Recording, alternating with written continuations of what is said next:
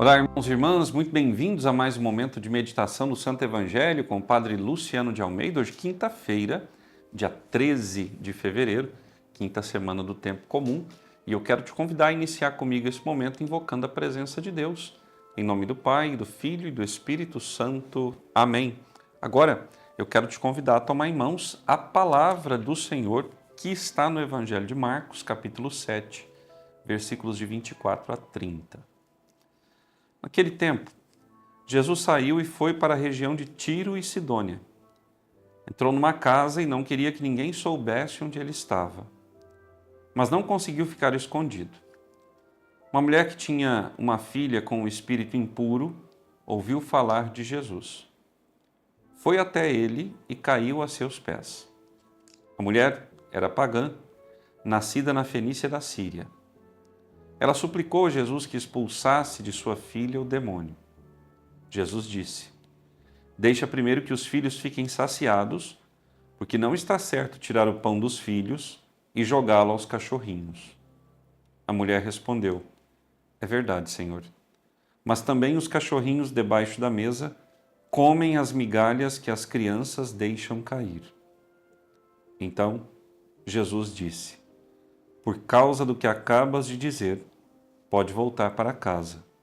O demônio já saiu de tua filha." Ela voltou para casa e encontrou sua filha deitada na cama, pois o demônio já havia saído dela. Palavra da salvação, glória a vós, Senhor. Depois desses últimos 2 dias, meditando esse embate de Jesus com os fariseus e explicando as regras de pureza e impureza, deixando claro que aquilo que sai do homem, ou seja, aquilo que vem do seu coração e da sua mente, é o que o torna impuro, e não aquilo que entra nele, aquilo que ele come, ou as pessoas com as quais ele convive. Jesus agora vai para o meio dos pagãos.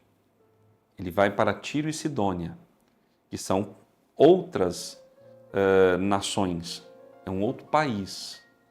E um povo que não segue o Deus de Israel, os 10 mandamentos, enfim, as prescrições dadas por Moisés. Mas por que Jesus vai até lá?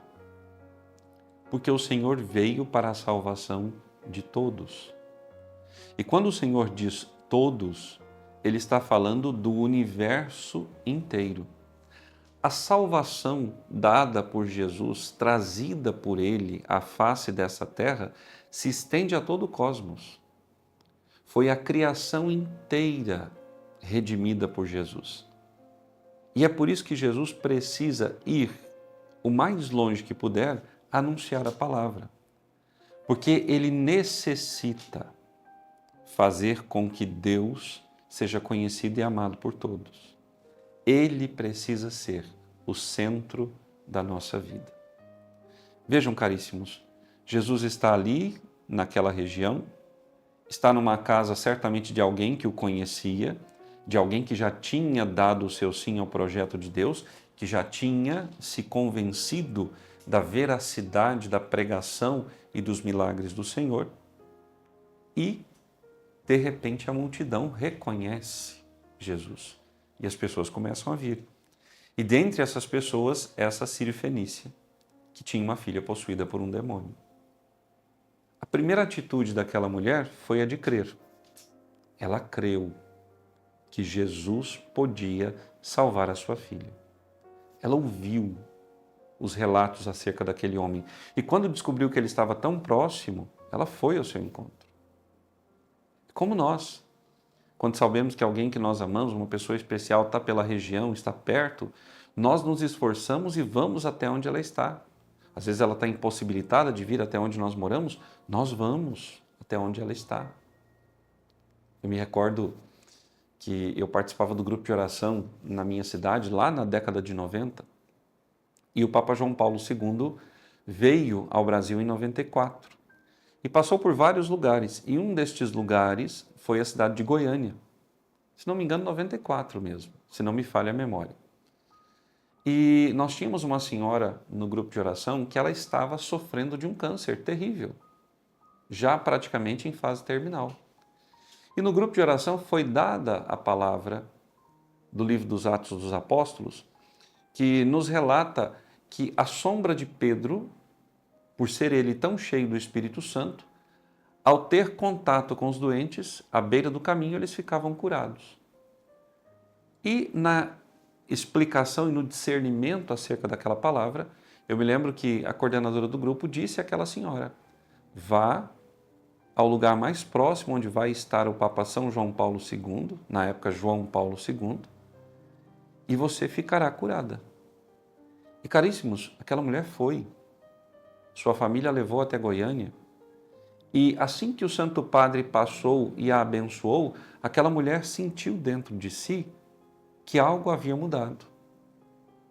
E voltou curada do seu câncer. E morreu anos depois de outra causa, mas não daquela doença. Ela acreditou e ela fez o esforço e foi. Aquela mulher cirofenícia do Evangelho foi. E mais que fazer o esforço de ir até Jesus, ela fez o esforço de reconhecer-se necessitada da graça dele. É o que muitos de nós tantas vezes não fazemos. Nós achamos que Deus tem a obrigação de dar, a obrigação de fazer, que Deus precisa de nós. Não, Deus não precisa de nós. Deus não tem a obrigação de fazer. Deus não pode ser manipulado por nós. Deus derrama a graça num coração verdadeiramente arrependido, em alguém que de verdade decide abrir mão de si mesmo, dos seus gostos, para fazer a vontade dele. E foi o que aquela mulher fez. Ela caiu de joelhos diante de Jesus e suplicou pela cura da sua filha. E aí tem gente que vai dizer que Jesus foi muito mal educado, foi grosseiro, foi estúpido, quando diz que era melhor esperar que os filhos se saciassem para depois atender aos cachorrinhos. Poxa, de fato, é muito pesado referir-se a outros povos, a outras pessoas, como cachorrinhos.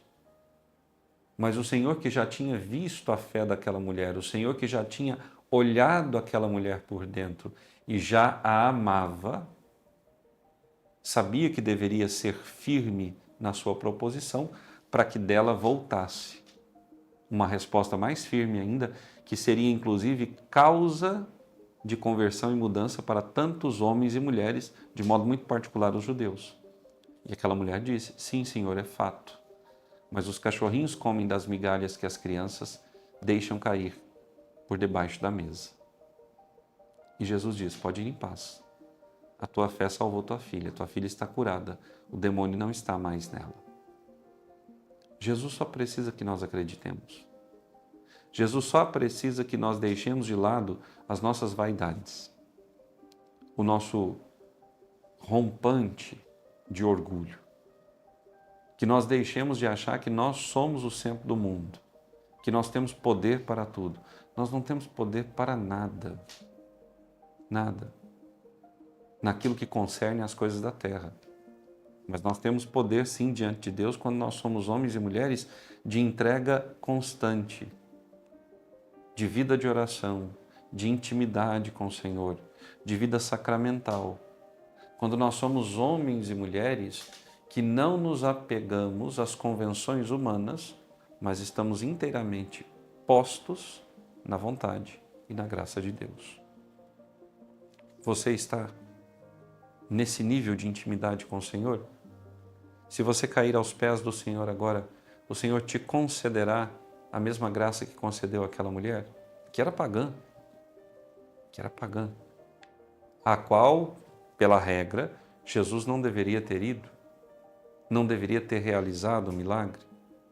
Mas Deus é o Pai e Senhor de todos. Nós, os batizados, somos o novo povo de Deus. Todo homem e mulher que aceitam a palavra e a doutrina do Evangelho, que pedem o batismo em nome de Jesus, tornam-se imediatamente filhos de Deus e membros da Igreja, ou seja, povo eleito do Senhor. O Senhor esteja convosco. Por intercessão da bem-aventurada Virgem Maria, de São José, seu esposo, e São Miguel Arcanjo, abençoe-vos o Deus Todo-Poderoso, Pai, Filho e Espírito Santo. Amém. Até amanhã.